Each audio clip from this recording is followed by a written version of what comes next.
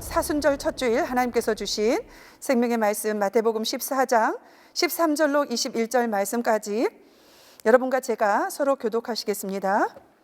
예수께서 들으시고 배를 타고 떠나사 따로 빈들에 가시니 무리가 듣고 여러 고을로부터 걸어서 따라간지라. 예수께서 나오사 큰 무리를 보시고 불쌍히 여기사 그 중에 있는 병자를 고쳐주시니라. 저녁이 되매 제자들이 나와 이곳은 빈들이요 때도 이미 저물었으니 무리를 보내어 마을에 들어가 먹을 것을 사 먹게 하소서. 갈 것 없다. 너희가 먹을 것을 주라. 여기 우리에게 있는 것은 떡 5개와 물고기 2마리뿐이니이다. 그것을 내게 가져오라. 무리를 명하여 잔디 위에 앉히시고 떡 5개와 물고기 2마리를 가지사 하늘을 우러러 축사하시고 떡을 떼어 제자들에게 주시매 제자들이 무리에게 주니 다 배불리 먹고 남은 조각을 12바구니에 차게 거두었으며 먹은 사람은 여자와 어린이 외에 5,000명이나 되었더라. 예, 이 말씀, 귀한 말씀, 오늘 말씀의 제목은 순종과 감사의 천국잔치예요. 이 제목을 놓지 말고 말씀을 들으면 여러분들 말씀의 이해가 조금 빠를 겁니다. 제가 한 15년 전에 학부모 그 봉사단에서 활동을 아주 열심히 했어요. 그때는 사역자가 안 된 때죠. 그래서 이제 우리 자녀들이 있는데 그 자녀들하고 같이 봉사단에 가입해서 정말 열심히 봉사활동을 했습니다. 그 봉사단 이름이 샤프론이었고 아이들은 이름이 아마 프론티어였을 거예요. 그래서 같이 연합해서 부모하고 아이들하고 봉사활동을 했어요. 제가 얼마나 열심히 봉사를 했으면 서구 지역 어머니 회장까지 했어요. 봉사활동을 굉장히 많이 했다라는 증거죠.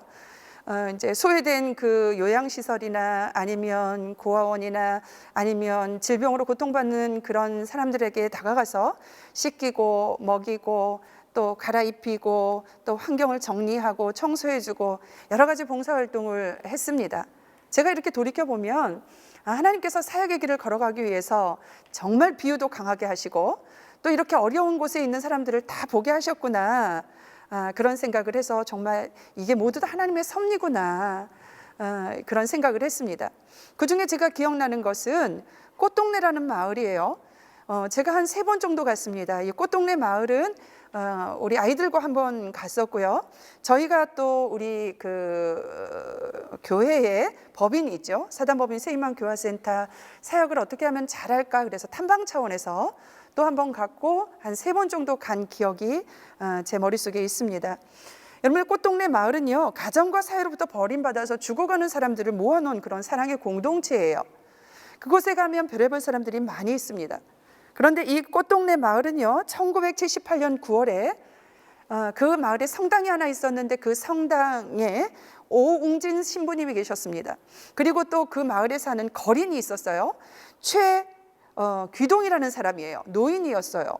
그분하고의 만남에서 시작되어서 발동이 된 게 꽃동네라는 마을입니다. 충북 음성에 위치해 있고요. 그 당시에 최귀동 거린은요 그 일본의 징용으로 끌려가가지고 정말 몸과 마음으로 이 강제노동에 시달려서 정말 몸을 움직이기가 굉장히 어려운 그런 상태의 몸 상태를 가지고 있었어요. 그렇게 힘들게 강제징용을 받다가 이제 해방이 되어서 고향에 들어왔죠. 고향에 들어와서 함께 사는 거린들을 위해서 30년간 동량을 해서 그들을 먹여 살린 그 사람이라고 볼 수 있습니다. 어느 날 이 오웅진 신부님이 불편한 몸을 이끌고 성당 앞을 지나가는 최기동이라는 이 어르신을 보게 됩니다. 근데 이 오신부가 이제 따라가게 된 거예요. 이 최기동 이 노인 거인이 도대체 어딜 가나 이 많은 동량을 해가지고 어딜 가나 따라가 보니까 그 성당 뒤쪽에 있는 뒷산에 움막으로 들어가는 것입니다. 그래서 같이 들어가 봤어요. 그 움막에 들어가니까 아주 뼈가 앙상한 여자가 있고 그리고 또 영양실조에 걸린 병든 아기가 있었고 그리고 또 알코올 중독에 빠진 한 사내가 있었습니다. 한 가족을 의미하는 것 같은 그런 그림이었겠죠. 이 최기동 거리는요 이들을 위해서 자신이 동량한 밥을 내놓습니다. 그리고 이들에게 이 아주 배고픈 그 허기진 배를 채워 주셔요. 그리고 나서 움막을 밖으로 나와서 다시 들어간 그 움막에는 소경도 있었고 절름발이도 있었고 중풍병자도 있었고 굉장히 이 육체적으로 힘든, 그리고 또 마음 상태가 굉장히 어지러워져 있는, 그리고 또 정신적으로 열악해 있는 사람들에게 그 자기가 가지고 온 동량한 음식을 서로 이렇게 나누어 주는 거예요. 그러면서 이 오신 분은요, 최기동의 섬김을 보고요, 충격에 빠졌습니다. 그리고 어려운 사람을 위해서 평생 내가 이렇게 살겠다라고 먼저 신부가 되기 전에 이제 결단하는 게 있죠. 목사도 목사로서 이제 안수받기 전에 하나님 앞에 서원한 게 있어요. 하나님의 부르신 그 자리는 우리 기독교도 마찬가지지 않습니까? 죽어가는 영혼들, 소외된 영혼들, 병든 자들, 많이 그 죄인들, 이런 자들을 하나님의 사람으로 부르고 복음을 전해서 양육하고 천국 갈 수 있도록 길을 열어주는 그런 역할들을 목사들이 하지 않습니까? 이 신부도 마찬가지예요. 어려운 그 사람을 위해서 평생을 살겠다라고 하나님 앞에 고백했는데 자신의 그 결단을 이 최기동 거린을 만나면서 떠올리게 됐던 것입니다. 그 다음부터 이 오신 분은요, 다음 날부터 거린들이 살 집을 이렇게 짓기 시작했어요. 이 거린들이 유거할 그런 집을 짓기 위해서 사람들에게 도움을 요청합니다. 이 오웅진 신부와 마음을 함께하는 사람들이 힘을 모아가지고 결국 이 사랑의 집을 짓게 되었는데요. 이 일에 모두 동참해서 충북 음성에 결국 이 꽃동네라는 마을, 그 사랑의 공동체가 이렇게 이루어진 것입니다. 이 두 사람의 헌신과 그리고 또 맨 처음에 받은 그 소명의 결단을 통하여 가지고 천국 공동체인 꽃동네 마을을 이루었던 것입니다. 여러분들, 우리가 하나님의 자녀라고 명하죠. 예, 그리고 선포하죠. 그리고 그 삶을 누리고 있습니다. 우리가 이웃과 세상 사람들에게 정말 우리의 그 받은 은혜를 나눠주기 위해서, 그 영과 그 육을 살리기 위해서 내가 나눠줄 수 있는 것이 무엇인가 한번 고민하고 나눈 적이 있는지 한번 우리의 삶을 되돌아볼 수 있는 그런 예배 말씀이 되길 간절히 소망합니다. 너무나 이기적이고 너무나 개인적이고 너무나 우리 가정만 아는 삶 속에서 우리가 하나님의 자녀로 길을 걸어가지 않는지 한번 반성해보는 그런 시간이었으면 좋겠습니다. 다행히 우리 교회는 정말 굉장히 소외된 영혼들을 향해서 열려 있죠.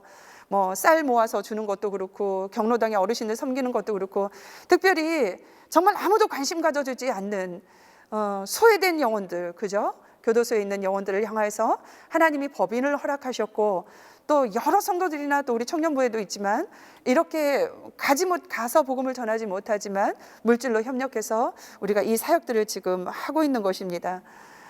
우리가 갖고 있는 법인, 사단법인 새마음교화센터의 비전도 그런 거예요. 이 사랑의 공동체, 꽃동네 마을처럼 정말 이분들이 나와서 오갈 데 없을 때 유거할 수 있는 그런 센터를 짓고, 그 다음에 예배당을 짓고, 그래서 하나님을 이들이 마음껏 찬양하고 정말 6개월 동안 복음으로써 성령 안에서 이분들이 변화되어서 세상에 같이 우리 세상 사람들과 같이 어깨를 나란히 하고 변화된 모습으로 정말 아름다운 동행을 할 수 있는 그런 비전을 가지고 우리가 이런 사역들을 하고 있습니다.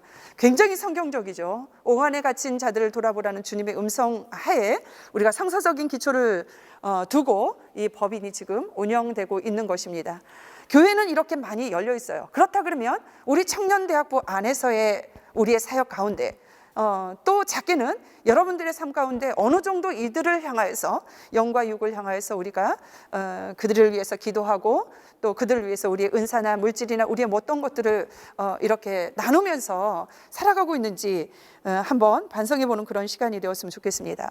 마태복음 14장의 시대적 배경은요, 갈릴리 지역의 분봉왕 헤롯이 통치하던 그런 시대라고 볼 수 있습니다. 우리 14장의 전반적인 주요 내용을 보면요, 헤롯이 예수님에 관한 소문을 듣기 시작해요. 예수님이 별의별 이적과 기적과 표적을 나타내시고, 그리고 또 모든 이스라엘 백성이 예수님을 뭐라 그래요? 이 정치적인 메시아로, 경제적인 메시아로, 이스라엘 백성의 왕으로 호칭을 하면서 이렇게 높여주는 것들을 우리가 볼 수 있죠. 위기가 온 거예요. 그래서 이 헤롯은요, 자기가 죽인 그 세례 요한이 회생한 것으로 여겨서 예수님이 이렇게 나타난 것이라고 생각을 하게 됩니다. 그런 사건들이 나와요. 그리고 또 세례 요한을 죽인 사건, 그런 기사 사건이 또 14장에 나오고, 그리고 예수님이 광야에서 이렇게 오늘 그 오병이어 기적을 나타낸 그 사건의 내용이 오늘 14장 전반의 내용이라고 볼 수 있습니다. 여러분, 헤롯의 동생 빌립의 아내가 있었어요. 이름이 뭐예요? 헤로디아죠. 야, 이제 욕심이 나는 거야. 그래서 이 헤로디아를 빼앗아서 아내를 삼습니다. 이건 율법적으로도 안 되고 안 되는 거거든요. 그래서 세례 요한이 그것을 보고 비난하기 시작해요. 왕인데도 불구하고 비난을 이렇게 합니다. 안 되는 것, 잘못된 것, 이런 것들을 정죄하고 바른 길을 걸어갈 수 있도록 우리가 권면해 주는 것 굉장히 좋은 거죠. 그거를 무시하고 그것을 가르치지 않는 것도 죄라고 성경은 이야기하고 있습니다. 제가 참 마음이 힘들 때가 있어요. 이렇게 하면 안 되는데, 이 청년이 이렇게 길을 걸어가면 안 되는데, 여기서 더 지나치면은 정말 안 되는데, 그래서 그 청년을 불러놓고 영적 진단을 하고 상담을 하고 세워주기를 원하는데, 내 마음에 이게 지금 이러면 안 되는데, 이 청년이 거부하면 어떡하지? 이 청년이 이걸 받아들이면 안 되지? 그래, 조금만 기도하고 조금만 더 기다려 보자. 이런 마음들이 제 안에 있거든요. 제 안에 갈등이 있는 거예요. 이걸 지금 해야 되는지 말해야 되는지, 이런 갈등들이 있습니다. 근데 세례 요한은 헤롯이 그때 당시에 굉장한 권력을 쥐고 있는데도 불구하고 동생인 아내 헤로디아를 빼앗아서 아내를 삼은 거에 대해서 이제 지적질을 하게 되는 거죠. 우리가 영적인 지적, 그리고 또 그 영적인 지적에서 예를 들어서 우리 자매가, 어떤 자매가 예배에 출석을 안 하고 그리고 또 우리 공동체에서 벗어나서 세상 곳에 빠진다고 한다면 우리는 가서 권면해 줘야 돼요. 이렇게 영적인 지적이 있어야 되는 거죠. 눈치만 보고 있다가 그 영혼이 세상 속에 빠져서 정말 구원받지 못한다라 그러면 그 죄값을 은혜 많이 받은 자, 더 많이 받은 자에게 분명히 하나님은 물은다라고 말씀하고 계시거든요. 그래서 우리는 항상 우리 공동체 안에서도 이런 권면들이 늘 필요한 것입니다. 목사님은 너무 강성이니까 그 회장이, 임원들이, 셀장들이 직접 전화를 걸어서, 그리고 또 신방에서 이렇게 세워줄 수 있다면 정말 좋겠어요. 여러분들 열심히 하고 있지만 더 열심을 내어서 우리 공동체에서 정말 울 바깥으로 나가려고 하는 영혼들을 다 이렇게 모았으면 참 좋겠습니다. 헤롯은요, 헤로디아의 그 계략과 자신이 맹세를 했어요. 헤로디아 딸이 소원을 빌면 그 소원은 꼭 들어주겠다, 이렇게 맹세를 했거든요. 근데 헤로디아의 딸이 뭐를 원해요? 세례 요한의 목을 원합니다. 참수를 원해요.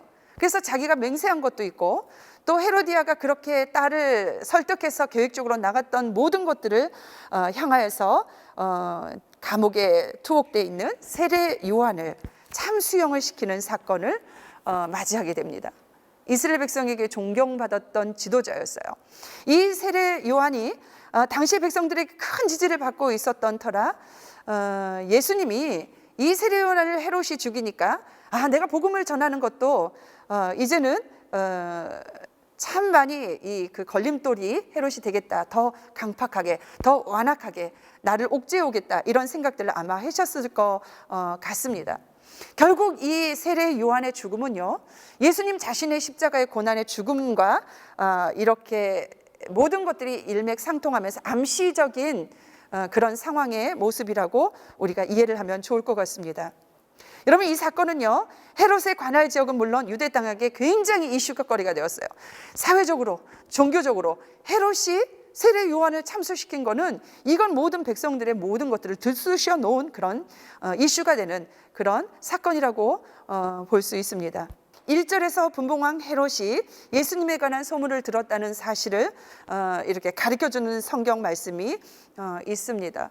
여러분, 헤롯은요, 그러니까 예수가 자기가 참수한 세례 요한의 부활체인 줄 알아요.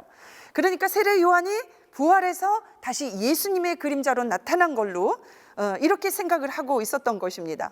그렇기 때문에 세례 요한처럼 예수도 병을 고치고 귀신 들린 자들을 고치고 모든 권능을 나타내는 것이라고 신하들에게 그렇게 말하는 내용이 오늘 14장 1절 2절에서 헤롯의 마음을 우리가 엿볼 수 있는 그런 말씀이 이렇게 등장을 합니다. 여러분, 예수님은요, 세례 요한을 죽인 헤롯이 자신의 복음 전파 사명에도 방해할 수 있다라는 생각을 가지시고 배를 타고 떠나서 빈들로 가셨던 것입니다. 그리고 그곳에서 무리를 위해서 오늘 순종과 감사의 이 천국 잔치를 함께 행하시는 것을 성경을 통해서 볼 수 있는 것입니다. 여러분들, 빈들에 모인 큰 무리는요, 여자와 남자만 여자와 아이들을 제외하고 남자만 5천 명이라고 성경은 우리에게 알려주고 있습니다. 그렇다 그러면 한 2만 명 정도 되지 않을까, 그렇게 생각을 합니다. 저도 오병이어의 기적을 일으킨 그 장소에 저도 이스라엘 성지 순례시 가봤거든요. 근데 참 이 예수님께서 그 당시에 이제 뭐 예수님은 하나님이시니까 어떻게 말씀을 전하든 그 많은 사람들이 들릴 수 있는 지형적인 요건도 잘 선택을 하셨다라는 그 생각이 저는 그 이스라엘 성지 순례 때 느낄 수 있었습니다. 어쨌든 2만 명이 거기에 함께 있었던 거예요. 예수님이 보기에 그들은 병자 같았어요. 예수님이 보시기에 그들은 굉장히 불쌍했습니다. 영으로나 육으로나 정말 모든 상황이 어려운 상황에 있는 그 사람들을 보고 긍휼한 마음이 들었어요. 그리고 그들 중에서 몇몇 사람들을 택해서 예수님은 병자들을 고쳐 주셨다라는 내용인 것입니다. 여러분, 예수님이 그들을 불쌍히 여기신 이유가 뭐예요? 대부분 가난하거나 대부분 마을에서 소외된 자들이거나 대부분 육신과 영혼이 구원이 필요한 자들이기 때문에 예수님은 그들이 너무너무 불쌍했어요. 우리는 하나님의 형상대로 지음받은 하나님의 자녀예요. 여러분들이 주변에 정말 우리의 손길이 필요한 사람들을 그냥 외면한다 그러면 그거는 그 안에 예수 그리스도가 없는 겁니다. 예수 그리스도가 내 안에 있고 내가 하나님의 형상대로 지음받은 하나님의 자녀이면 동일한 예수님의 눈으로, 예수님의 심장으로 세상을 바라봐야 되거든요. 그러면 정말 TV에서 나오는 그 죽어가는 아이들을 향해서, 그리고 또 우리가 돌보아야 될 손길들이 있는 그 소외된 장소를 향해서 우리의 마음이 열려 있어야 되는 거예요. 우리 눈이 바라봐줘야 되는 거예요. 근데 여러분 뭐 하세요? 그 중에는 제가 알아요. 진짜 열심히 그 일들을 감당하고 있는 청년들을 제가 압니다. 정말 청년인데도 제가 존경하고 있거든요. 근데 여러분들 진짜 오늘 말씀에 경각심을 가지고 이 예수님이 왜 빈들의 기적으로 순종과 감사의 천국잔치를 여기에서 열었는지에 대해서 정말 여러분들이 마음 깊이 오늘 주님의 뜻을 발견하는 여러분이 되었으면 정말 좋겠습니다. 예수님의 말씀, 선포와 치유사역은요, 오늘 말씀 보니까 저녁 시간이 다 지나가도록 계속 이어졌던 것을 볼 수 있어요. 얼마나 허기졌을까. 거기에 있는 사람들도 허기졌을 테고 제자들도 허기졌을 테고 예수님도 굉장히 많이 허기가 졌을 거예요. 보통 유대인들은요, 저녁 시간을 두 가지로 구분해서 나눕니다. 15절에 저녁과 저물었으니에서 이 저녁은 일저녁이에요. 이거는 뭐냐면 오후 3시부터 일몰 전까지의 시간을 얘기합니다. 그리고 제2 저녁은요, 완전히 해가 져서 일몰 후의 시간까지의 시간을 제2 저녁이라고 얘기해요. 오늘 오늘 이 말씀에 나오는 이 저녁은 저녁 시간이 훌쩍 지나가 있는 그 상태를 우리에게 암시적으로 얘기하고 있는 거죠. 얼마나 배가 고팠을까? 따라서 예수님이 병자들을 고치고 말씀을 선포하는 일에 굉장히 열중하시고 거기에 집중하시고 거기에 모든 전력을 다 쏟았다는 것을 시간적인 배경에서 우리가 알 수 있는 것입니다. 저녁 늦은 시간까지 식사도 못한 무리들을 위해 제자들은요, 각자의 마을에 내려가서 음식을 구하기를 권했습니다. 이 사람들을 다 먹이려면 얼마만큼의 떡이 필요하고 얼마만큼의 물질이 필요한 것을 제자들은 알았어요. 그래서 이들을 위해서 각자 마을로 다 흩어져서 내려가서 음식을 구하기를 권했다라는 거죠. 그러나 예수님의 방법은 달랐습니다. 예수님은 제자들에게 그럴 필요가 없다라고 말씀하셨어요. 그러면서 뭐라 그래요? 오늘 본문 말씀 보니까 너희가 직접 그들을 먹여라, 이렇게 지금 명령하고 있어요. 명령하고 계셔요. 너희가 직접 그들을 먹이라는 거예요. 예수님은 굶주린 자들의 필요를 채워줘야 할 책임이 제자들에게 있다는 것을 명확하게 말씀을 통해서 명령하면서 알려주신다라는 거예요. 알려주신다라는 거죠. 또한 예수님은요, 제자들의 믿음을 시험하셨습니다. 예수님은 오병이의 사건을 통해서 하나님 나라의 실체를 교훈하고 싶었어요. 그래서 그것을 모든 것들을 예견하시고 그렇게 차곡차곡 예수님의 계획대로 이루어가는 것들을 우리가 볼 수 있는 것입니다. 예수님은 오병이의 기적에 제자들이 적극 참여하기를 원하셨어요. 그래서 너희가 먹을 것을 주라, 이렇게 지금 말씀하시고 있는 거예요.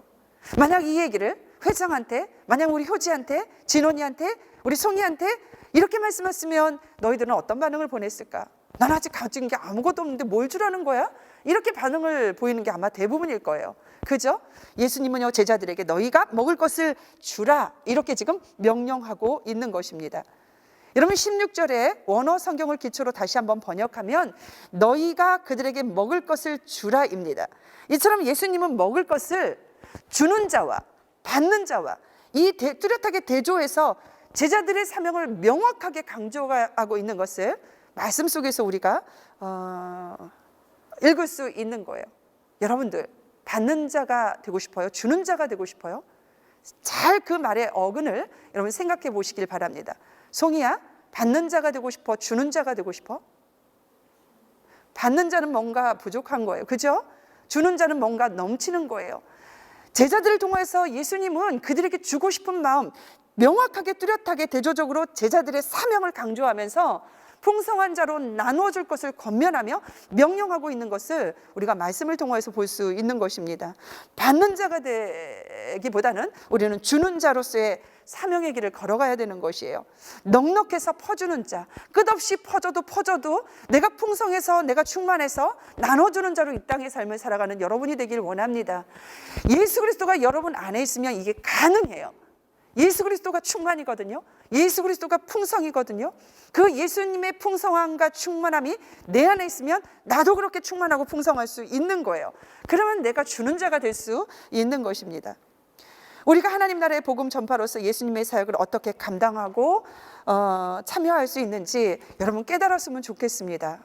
예수님은 우리에게 너희가 주라고 말씀하시면서 육체적으로 공고해서 정말 굶주림에 있는 자들에게는 양식을 우리가 나눠주고, 그리고 또 영적으로 굶주린 자들에게는 정말 하나님의 그 사랑과 예수 그리스도의 그 복음의 은혜를 우리가 전파하고 나눔으로써 그들도 그 안에서 충만과 풍성함을 누릴 수 있도록 우리 보고 그렇게 하라고 사명을 말씀하고 있는 것입니다. 여러분 예수님은요, 제자들이 명령에 순종함으로 준비되어 있는 오병이어를 찾는 일과 축사하는 후에 그것을 나눠주는 일에 동참하게 이렇게 하셨다라는 거예요. 여러분 빌립은요, 예수님이 그렇게 말씀하실 때 200데나리온을 얘기했습니다. 200데나리온이면 한 2천만 원 정도 될 것 같아요. 그렇게 얘기했습니다. 그런데 안드레는요, 항상 제가 예전에도 말씀드린 것지만 인도하는 사람이, 하나님 앞에 문제를 가지고 오는 사람이에요. 예수님 앞에 문제를 갖고 오는 사람이에요. 예수님 사람들을 통해서 예수님한테 인도하는 은사를 가진 사람이 안드레라고 제가 말씀드렸습니다. 그래서 이 오병이어를 가지고 이제 축사한 후에 그것을 나눠주는 일에 제자들을 또 동참시켜요. 예수님이 축사하시고 떡을 떼어주면 제자들이 그걸 받아가지고 나눠주는데 이게 풍성한 거야. 이게 충만한 거야. 이게 그래서 남자만 5,000명을 먹이고 여자하고 어린아이까지 하면 2만 명을 먹이고 12강주리가 남는 그런 최고의 결과를 이루는 사건이 오늘 본문 말씀의 내용인 것입니다. 하나님은요, 마음을 보세요. 여러분들 최고의 결과가 아닌 최선의 그 과정을 보는 거예요. 여러분들이 어떤 마음으로 이 세상을 살아가야 될지, 오늘 말씀 가운데서 주님이 주시는 말씀이 있으면 여러분들 어떤 최고의 결과보다는 최상의 그 과정을 통해서 주님의 마음에 감동시키는 여러분이 되었으면 좋겠습니다. 그래서 하나님은 마음의 중심을 보시는 거거든요.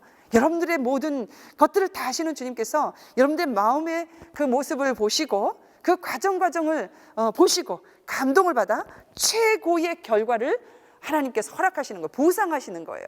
이게 하나님의 방법인 것입니다. 여러분 오병이의 기적은요, 예수님과 제자들 그리고 무리까지 순종한 그런 천국 잔치라는 것입니다. 예수님은 모든 준비를 마치셨어요. 오병이어 도시락을 들고 하늘을 우러러 축사를 하십니다. 19절에 보니까 우러러는 존경의 표시로 위를 올려다보는 거예요.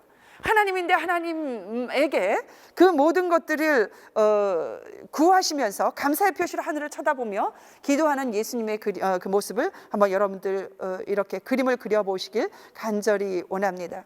그 당시 유대인들은요, 하나님 앞에 간구하는 기도의 제목, 감사의 기도의 제목이 있으면 하늘을 우러러 기도했어요. 이렇게 하늘을 우러러 이렇게 기도했습니다. 예수님도 그렇게 하늘을 쳐다보며 기도를 지금 하시며 축사를 하셨던 것입니다.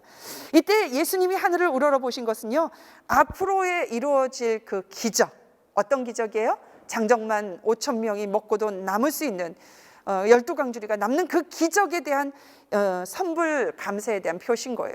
하나님이 그렇게 주실 걸 알았던 거야. 여러분들 이런 기도 해본 적 있어요? 응? 대단한 기도죠. 대단한 믿음이죠. 네, 이미 주셨다라는 거예요. 예수님이 말씀하시면 이미 받은 거예요. 예수님이 오라 했으면 저는 이미 그 예수님 앞에 지금 가 있는 거예요.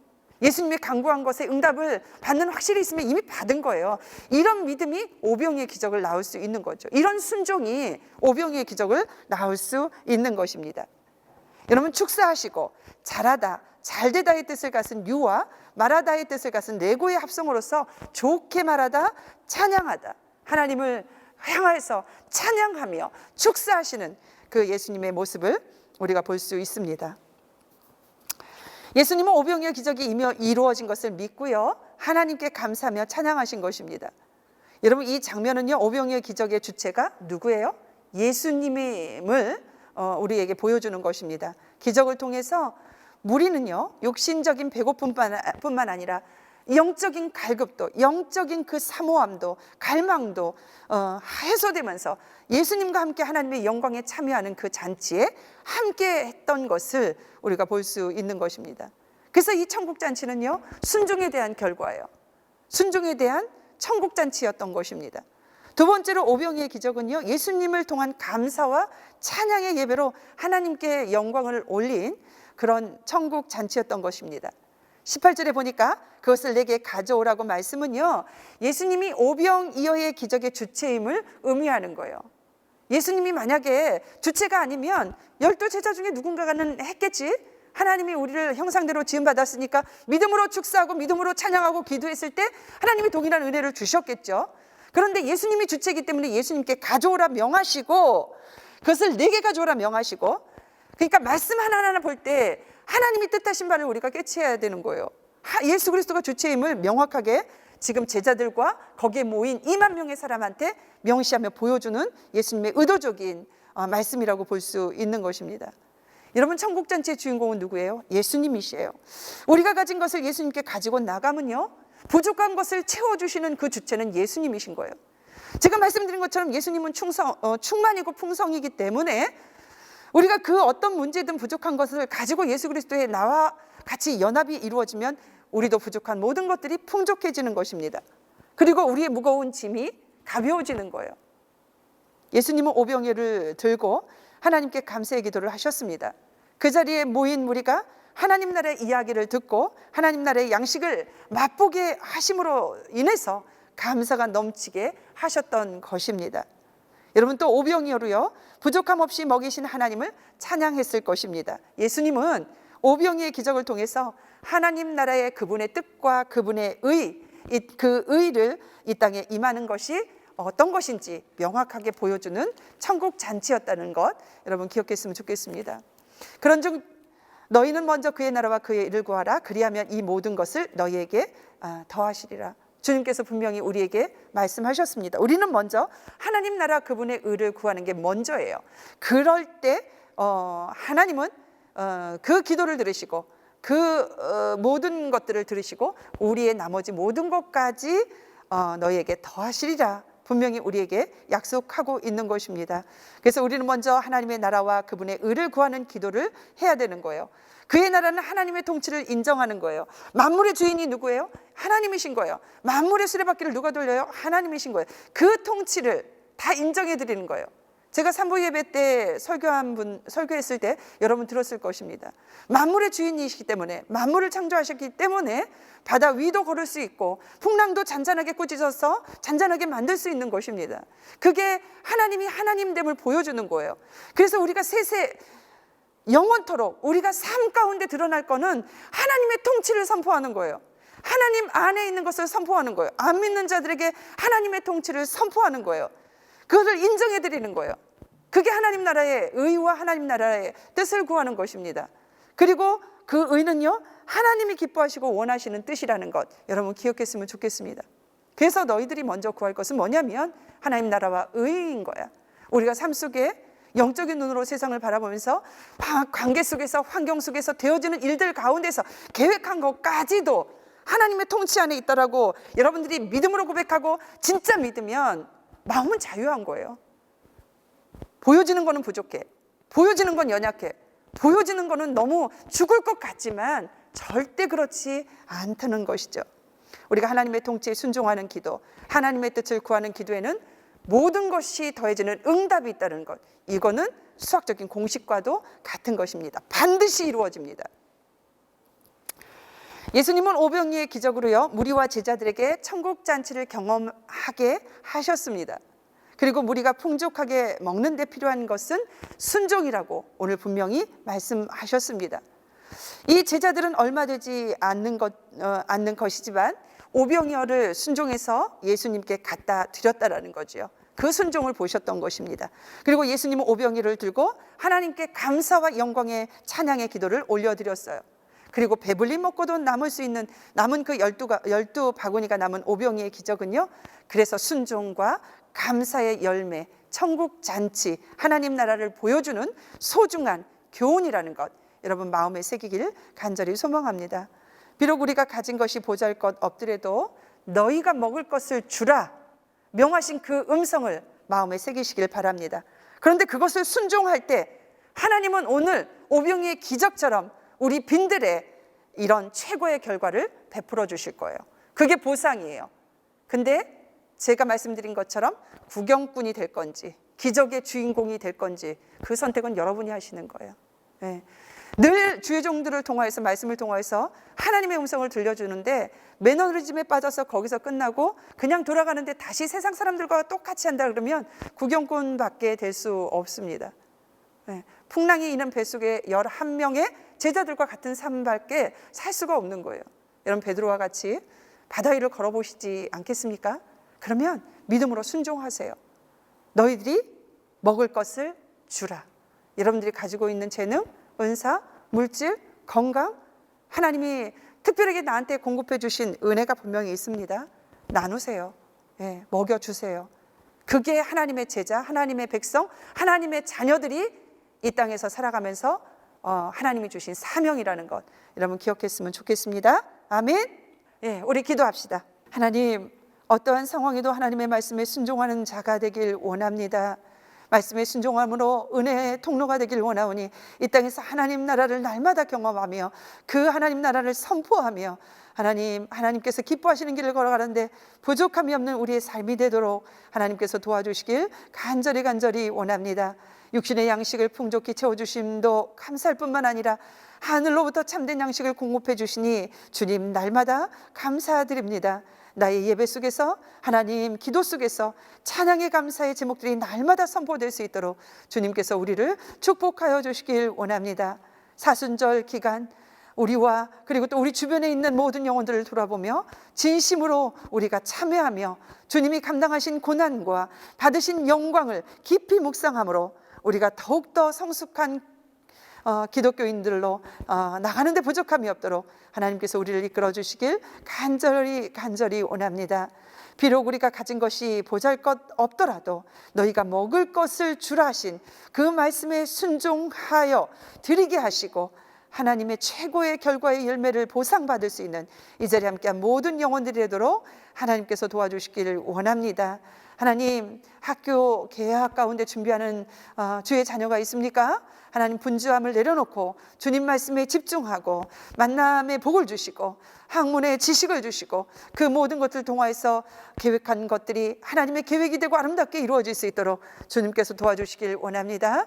직장에 머리 되게 하시고 육신으로 공고해서 아파 정말 고통 가운데 있는 그 자녀들을 하나님께서 치료 강선을 바라여 주셔서 깨끗하게 치유되고 회복되며 소생되는 은혜를 입을 수 있도록 하나님 도와주시길 원합니다. 만남의 복을 주시고 건강한 가정 세울 수 있도록 하나님께서 조밀하게 세밀하게 계획하여 주시옵소서.